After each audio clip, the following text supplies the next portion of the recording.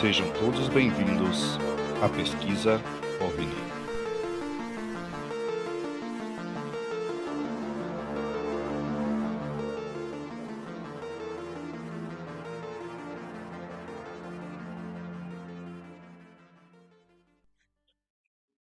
E aí, pessoal, tudo bem?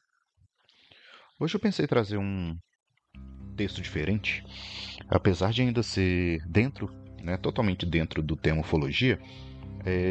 Eu pensei em começar a trazer uns, não sei se tributos é a palavra certa, mas mais uma singela homenagem a personagens que me fizeram interessar mais profundamente em entender e investigar a ufologia a fundo.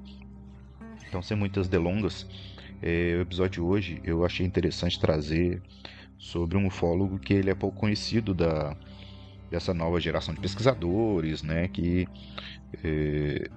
é justamente o primeiro ufólogo do Brasil a aplicar o teste psicotécnico e o retrato falado, né? De fato, ele coletava o relato da pessoa e fazia um desenho ali do que seria aquele ser ou aquela nave que a pessoa viu. Ele foi pioneiro no Brasil nisso, né? Que o professor Úvio Brant Aleixo, ele era professor de psicologia empresarial, formado na UFMG.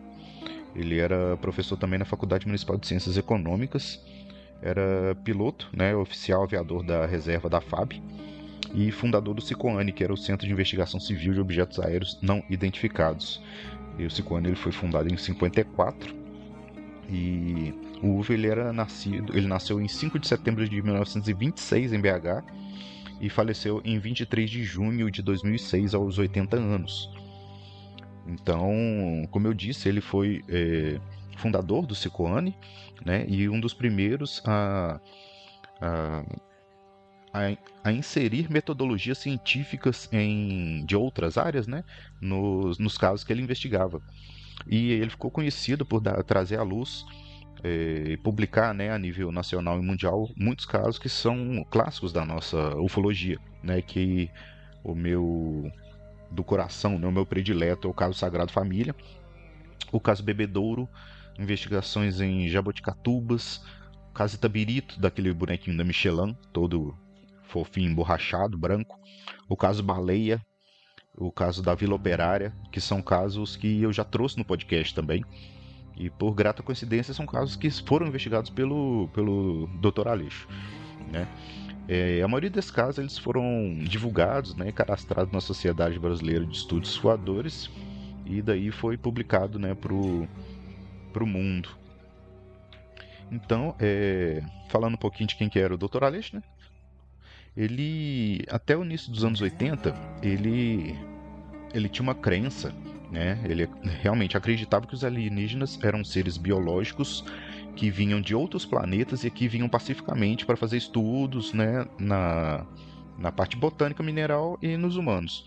Mas só com o decorrer dos anos, ele acabou concluindo que, na verdade, os seres não seriam de outro mundo, mas e também não viriam de outros planetas, que eles já estariam vivendo na nossa própria atmosfera, né, nas partes mais remotas e escondidas do nosso planeta mesmo, e poderia até estarem residindo em outras dimensões, só que dentro do nosso próprio planeta, né? Ele não acreditava nessa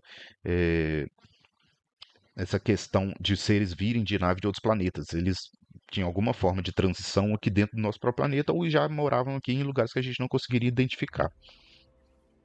E segundo ele, esses seres teriam, né, grande poder sobre os elementos da natureza, né, e numa escala micro também incluía a manipulação da mente humana.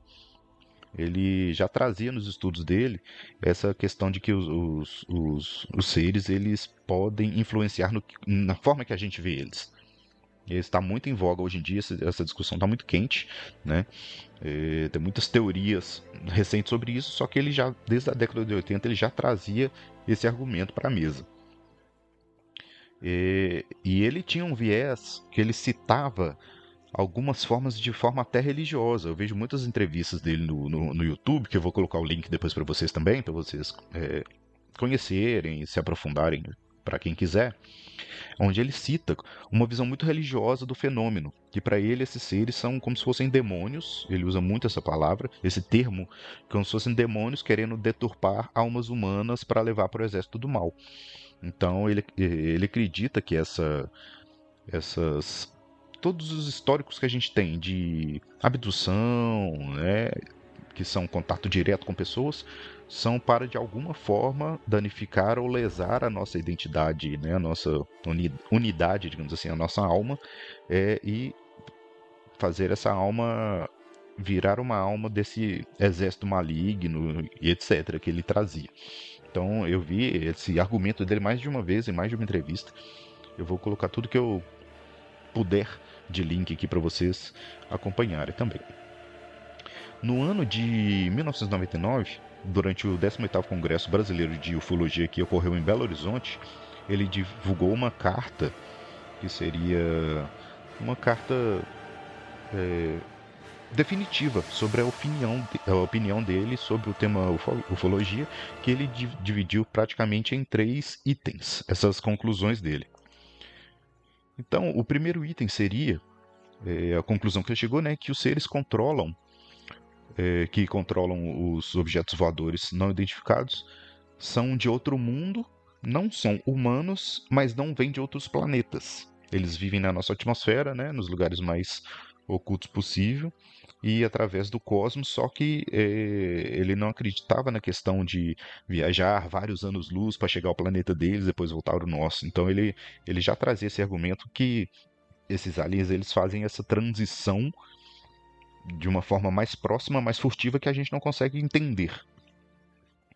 O segundo tópico seria que ele traz, né, que esses seres têm um grande poder sobre os elementos da natureza, em micro e macro escala, né, incluindo a mente humana, como eu já falei anteriormente. Eles têm a habilidade de mudar o nosso jeito de ver o mundo. Não? Tem diversos casos que o Dr. Uvio investigou, que eles alteram a realidade de quem está vendo. Tem um caso eu até já trouxe ele para o podcast também, de um menor de 16 anos que estava em casa, na casa da tia, estava trancado vendo televisão, e entra um orbe dentro da casa em formato de Saturno, como se fosse um drone hoje em dia, né, em formato de Saturno, passa por ele, é como se estivesse literalmente escaneando a casa. Quando esse orbe sai por uma das portas, aparece uma família de alienígenas, que eram um ser, um masculino, feminino e uma criança, porque aparentava ser uma criança. E esse ser masculino, que parecia ser como se fosse o capitão da missão deles, ele altera internamente toda a dinâmica espacial da casa. Então o garoto ele não se vê na dinâmica da casa, parede, sala, quarto, cozinha, ele se vê num outro lugar e quando vocês vão embora volta ao normal. Então isso deixou muito claro para o Dr. Uvio essa manipulação da realidade do que nós vemos, né? Como se fosse uma realidade aumentada, uma realidade virtual que eles mostram para a gente e depois normaliza, né, essa situação. O terceiro item seria que eles conheceriam o comportamento humano desde seus primórdios e, mais do que nunca, eles estão tentando agregar cada vez mais pessoas, agentes, né, para esse exército de forma mais eficaz. E, segundo ele, em algumas entrevistas ele até cita que essa ufologia mística, né, que é uma ufologia mais voltada para a crença, sem muito viés científico, estudo com um pé na ciência, digamos assim, né, para deixar claro só os dois tipos, né, que para ele essa ufologia científica seria manipulada por esses seres que querem angariar pessoas que acreditam piamente no fenômeno, mas não sabem o que o fenômeno é, e essas pessoas estariam sendo enganadas por esses seres. Ele traz essa fala mais de uma vez também. Então, pegando um gancho, fazendo um parênteses aqui dentro dessa fala do Dr. Uvio, essa questão das pessoas serem recipientes de alma, né, serem uma mercadoria a ser batalhada, digamos assim, ela está sendo muito comentada recentemente. Então eu trouxe uns trechos aqui de outras pessoas que trazem essa fala em alguns momentos. Um deles foi o Bob Lazar, que ele afirma que ele leu um documento top secret, né, ultra secreto, que ele teve a oportunidade de revisar. E nesse termo tinha trechos que falavam para os alienígenas, eles não veem como recipientes, mas eles não sabem recipiente de quê, né? O que automaticamente, né, sugere uma inteligência por trás do fenômeno ufológico que está interessado em algo diferente do corpo físico, né? O corpo físico para eles não importa, mas a nossa essência, a nossa alma seria o que é objeto de interesse desses seres, que as abduções seriam para poder tentar entender essa essência um pouco melhor. E nesse documento que ele leu, ele afirma que as religiões teriam sido criadas especificamente para danificar esses containers, né? Tipo, tirar o foco da pessoa do que é realmente importante. Tem um outro escritor com o nome de Whitley Strieber, que foi um dos primeiros autores que vinculou essa ideia, né? Esse termo, né, de abduções ser relacionados direto à alma humana. Então ele escreve bastante sobre essa teoria e em um dos seus livros ele levanta a ideia de que os alienistas estavam interessados na alma humana e que as abduções seriam uma forma de estudar e manipular essa parte da nossa essência. Então as pessoas que seriam abduzidas seriam alteradas de alguma forma e quando elas fossem devolvidas, elas não entenderiam o que foi feito com elas. O Strieber, ele até mencionou num dos livros dele que ele chama de reciclagem da alma como parte essencial do processo de reencarnação, né? E que a Terra seria algo parecido com uma escola, digamos assim. E essa mesma expressão, né, reciclagem da alma, ela aparece num livro da pesquisadora Linda Moulton Howe, que escutou de um capitão da Força Aérea Americana que teve acesso a algumas informações que, segundo esse capitão, ele traz, né, fala que a reciclagem de almas é uma maquinaria do universo, é uma das coisas que move o universo, essa luta pelas almas, né? Então, isso é um termo muito a gente escuta muito quando estuda ou quando lê sobre o catolicismo, né? Então, aquela do embate que teoricamente teria entre Deus e o diabo, onde o que está em o que está na mesa, né, sendo apostado, seria as almas humanas. Isso a gente viu no cinema, né, de forma mais popular assim, no filme do Constantine. O Constantine ele traz essa fala no filme, onde é que existe uma aposta, né, entre Deus e o diabo sobre as almas humanas para ver se elas são naturalmente boas ou se elas podem ser facilmente deturpadas. Só que nenhum dos dois poderia influenciar, né, e o trama do filme se desenrola em cima disso. Então acho muito legal essas citações que a cultura pop traz dentro do tema também, sabe? Tem muita coisa que dá para ser cruzada, digamos assim. É, Então, seguindo depois desse parêntese, né, enorme do filme do Constantino, então seguindo aqui, é, então essa mesma autora, né, a Linda Howe, ela traz que outros informantes lhe disseram que apenas um certo número de almas eram constantemente recicladas. É, Isso amarra também a declaração do professor italiano Corrado Malanga, que ele defende essa ideia da porcentagem, sabe? De uma porcentagem de humanos que teria sido abduzidas, e essa porcentagem de humanos seria que participaria dessa luta, desse exército no futuro. Então, escritores bem recentes, né, pesquisadores bem recentes já amarra com essa fala que o Dr. Uve trazia lá já nos anos 80 e 90, né, as conclusões que ele chegou na pesquisa dele. Então, gente, sem mais delongas, depois dessa pequena, gigante introdução de 15 minutos, praticamente, eu vou colocar aqui um áudio para vocês escutarem, que foi da última entrevista feita por ele, pelo Dr. Uve Brant Aleixo. E essa entrevista, ela foi registrada, né, coletada por dois pesquisadores, ufólogos, né, que é o Pablo Villarrubia Mauso e o Cláudio Suenaga. E o Cláudio Suenaga eu já acompanho ele há um tempo, bem discretamente assim. Ele é um pesquisador muito bom, muito sólido e espero conhecê-lo pessoalmente um dia também. Beleza? Então eu peguei uma entrevista que foi dada, né, a esses dois pesquisadores. Vou tentar melhorar o áudio aqui o máximo possível para vocês. Beleza? Então curtam aí e a gente se vê em breve. Valeu!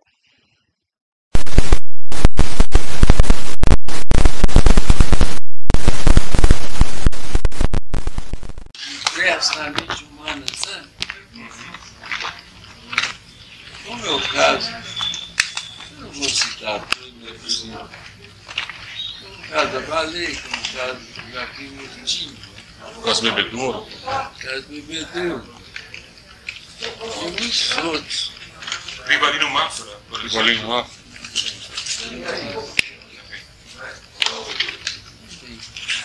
Aquele caso do edifício JK, né, professor? Ah, é? Ele é um caso característico desse ponto de vista. Oficiais que atravessam a parede e entram dentro do quarto. Você conhece esse caso? Pessoas sabem. Os brasileiros do Esse eu JK. não conheço, a maioria é inédito. Você não conhece?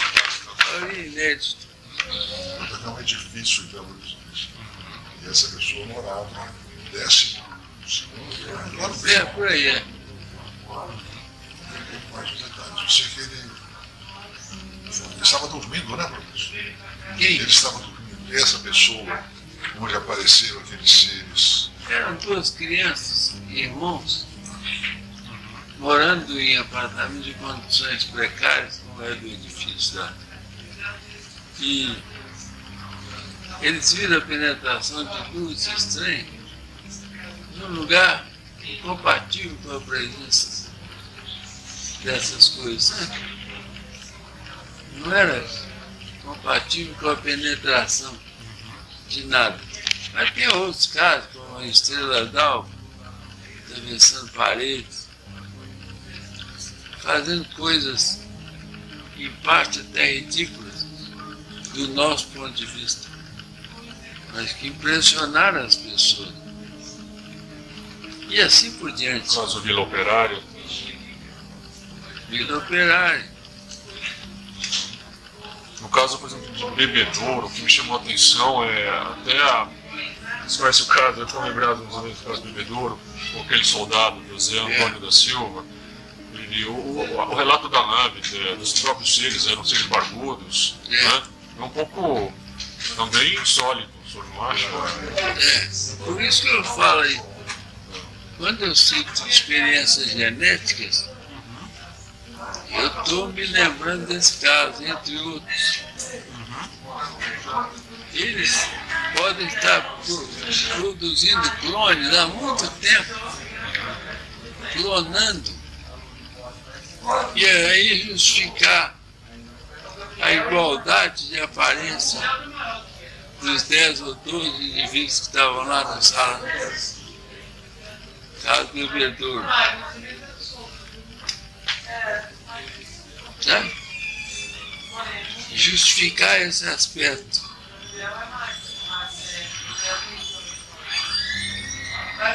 O que mais? Para o fundo da Terra. Fundo da Terra, na verdade, não para o espaço. Aquela nave, por exemplo, era pequena até, né? Não era uma nave grande, era bem pequena até, né? Ele foi colocado lá dentro não, mas outros detalhes. No caso Ermelindo, né, professor? Pela sofisticação de um objeto desse, Caso de Ermelindo, esse caso Ermelindo, lá da. Como é que chama o cara? A luta que ele teve com homens e com tripulantes, luta física. Não é o caso do quebra-perna, não, né? Não, né? É um que ele lutou, eu acho que até dentro de uma sala, não foi? Tinha um arquivo, não sei mais. Foi no mato, assim. Na frente da casa dele. Aham. Como é que chama o lugar? Do Ermelindo? Vargem Grande. Vargem Grande. Vargem Grande. Caso Vargem Grande. Esse aí, É composto dos que estão aí indicados, seres humanos de todos os segmentos, alguns, a maioria talvez,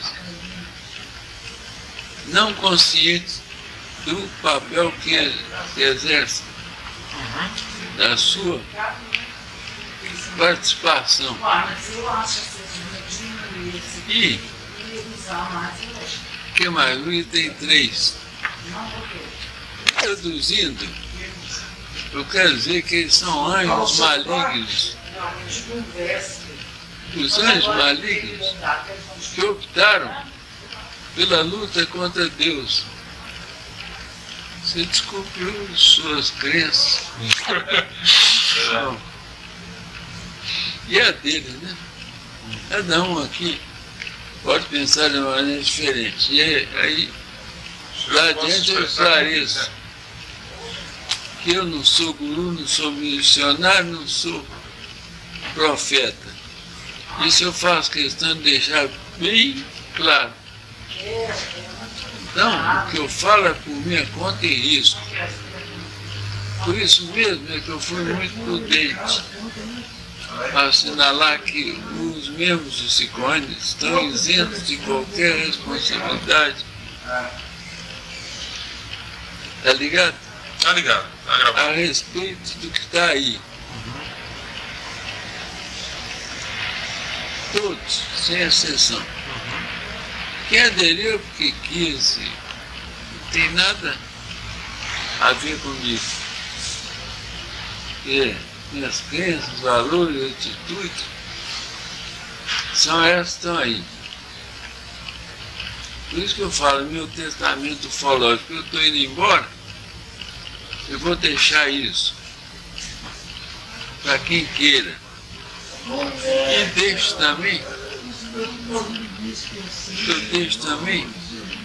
a licença para tornar público o que antes era reservado. Viu?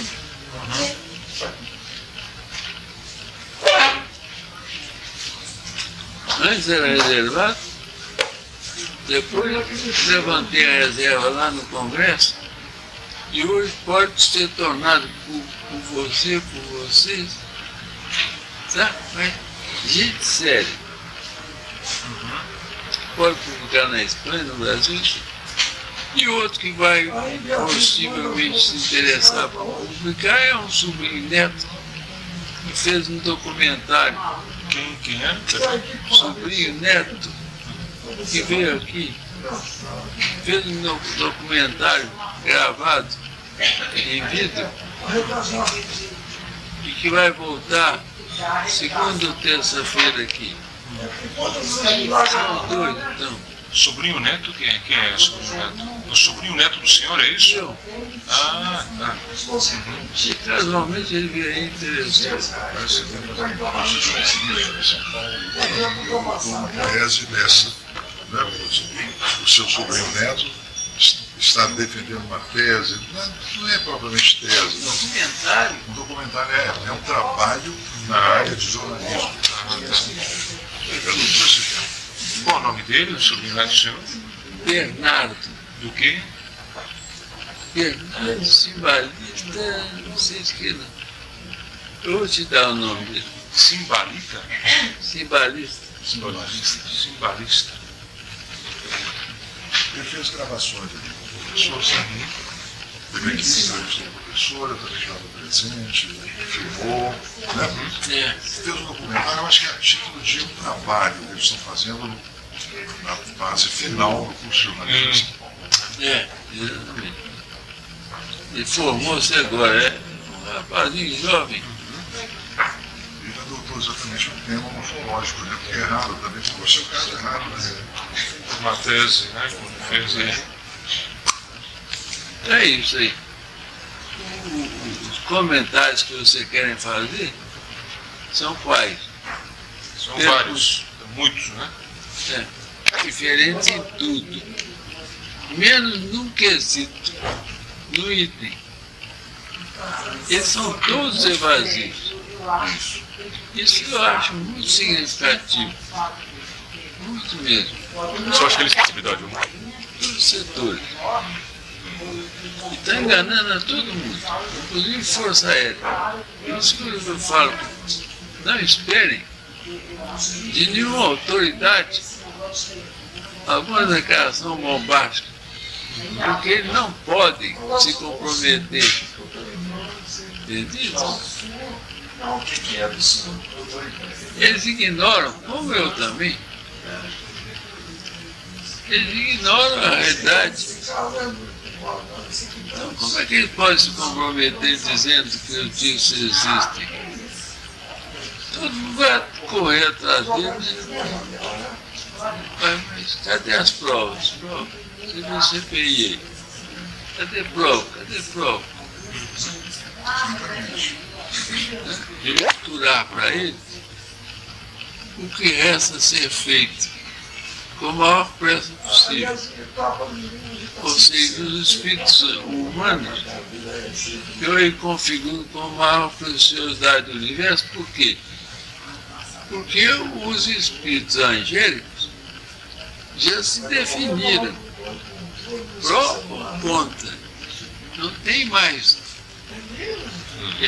chance nem desejo de definir. Eles já se definiram. Os espíritos humanos estão pendentes de definição. Por isso, estando pendente de definição, cada espírito que eles capturarem é uma vitória para eles. É nesse sentido, sabe? E o que fazer para combater essa situação? O meio que eu falo aí é o espiritual. Porque sendo eles espíritos, não há outro meio. Não há outra arma. A arma física mesmo não adiantaria. São seres voláteis. Eles se materializam, né, professor? Em alguns momentos, parece que eles se materializam. Tem uma série de incidentes que demonstram a capacidade de controle mental da mente humana, de coisas impossíveis de serem feitas, como atravessar a parede, sabe? Coisas desse tipo aí, os exemplos são numerosos. O relatório que eu comecei a fazer e tive que parar vai trazer um rol inicial desses incidentes. A título de exemplo, eu não posso escrever tudo. É coisa demais. Bom, o relatório vai se compor de uns 6. Galera, nesse ponto da entrevista, eu não sei se ficou muito baixo, ele cita que quando ele deu essa entrevista, ele faleceu exatamente um ano depois. Mas ele cita que ele ia escrever uma enciclopédia praticamente, de que ficaria entre 6 ou 8 volumes, esses livros, de 200 páginas cada um só de casos ufológicos. Eu não sei se ele, pelo menos começou esse trabalho antes de falecer, mas para pensar a quantidade de casos que não ia ter nesse livro do professor. E outra coisa, ele citou uma vez, em uma entrevista, que a quantidade de casos que ele já investigou enche 25 páginas só com o tema do caso. Então, caso Sagrada Família, caso Baleia, você colocar um abaixo do outro, ele enche 25 páginas só com os temas dos casos que ele já escutou. É um volume surreal. 8 livros, segundo penso. Cerca de 200 páginas. Esse testamento, porque condiz com o meu pensamento, que é de 50 anos, de 30, não importa. Entendeu? Eu cheguei a essa conclusão devido a vários motivos. Alguns dos quais eu citei aí. Professor, mas a princípio, a nossa tese era exatamente essa, a existência dos discos, não é? Parecia que eram seres de outros planetas, parecia que eram seres materiais, parecia. Depois disso tudo, ele foi mudando um pouco a sua focalização do problema, não é, professor? Filtrando.